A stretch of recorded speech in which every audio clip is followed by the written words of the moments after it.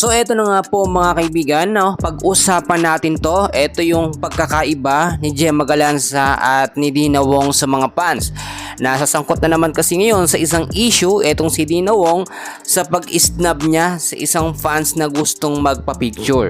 Well, bago natin yan pag-usapan kaibigan, please huwag niyo po munang kakalimutan na mag-like and subscribe. Maraming salamat po. So unahin na muna natin ano nga ba talaga yung tunay na nangyari kung bakit hindi po pinayagan ni Dina Wong, no, o in-snub lamang ni Dina Wong etong fans na gustong magpa-picture, no. Tinanggihan niya imbis na one click nga lang daw, saglitan lamang, hindi naman tatagal ng ilang minuto yan o isang oras yung pagpa-picture ng fans, pero hindi pa pinagbigyan. So mga kaibigan ko, lilinawin ko lamang sa inyo na ito pong senaryo na nangyari na yan. Pagkatapos niyan, si Dina Wong nagbigay na ng time na magpa-pictures sa mga fans, no? Group pictures at sa iba't ibang mga fans. Noon pa man, no, nakita natin na ganito na yung laging lumalabas na issue kay Dina Wong, is nabera daw, hindi daw namamansin, o masyadong madamot at masungit, no, nakasimangot. Pero hindi nyo alam, etong mga fans sinabihan na ng mga marshal na wag munang magpa-pictures habang ongoing yung game, no? Pagkatapos na lamang ng game. Sinabihan na sila mga kaibigan, pero nagpumilit pa rin etong isang fans na ito. Si Dina Wong nagsalita na rin at sinabi niya na dapat naman daw na i-respect yung privacy niya, no? Yung privacy niya na makapanood ng maayos at meron siyang time sa sarili niya. Hindi yung puro sa fans lamang umiikot yung buhay ni Dina Wong. Alam natin yan mga kaibigan, sa lahat naman ganyan, no? So i-respect na lamang yung privacy.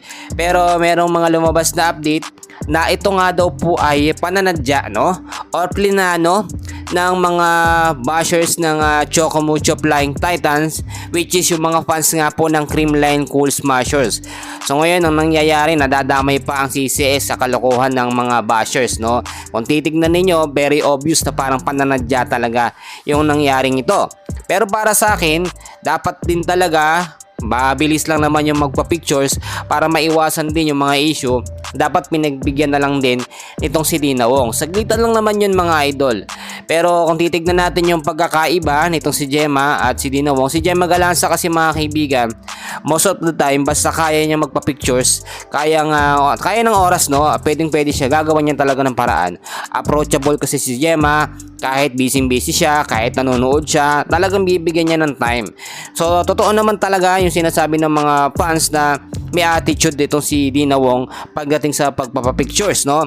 Kaya lumalabas, sino ba ito? Artista ba yan? Meron ba yung ganito? Bakit kailangan magdamot sa mga fans na gusto magpa-pictures? Alam niyo mga kaibigan, ang mga fans talaga ang bumubuhay sa mga sikat na player, no? Kapag walang umiidolo sa'yo o walang nagpapalo sa'yo ng mga fans mo, hindi kasi sikat.